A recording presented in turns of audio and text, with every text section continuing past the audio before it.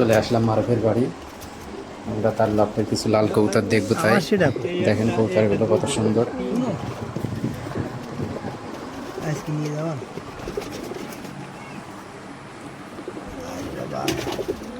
এখানে কিছু জালালি কবুতর আছে।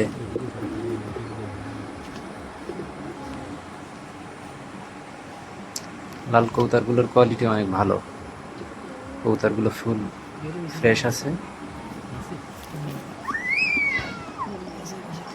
মাথা সাদা কবুতরগুলোর, লাল কবুতরের মাথা সাদা না হলে সব কবুতর ভালো হয় না। কবুতরগুলোর সবগুলোরই মাথা সাদা আছে। কবুতরগুলো দেখতেও মাশাআল্লাহ অনেক সুন্দর।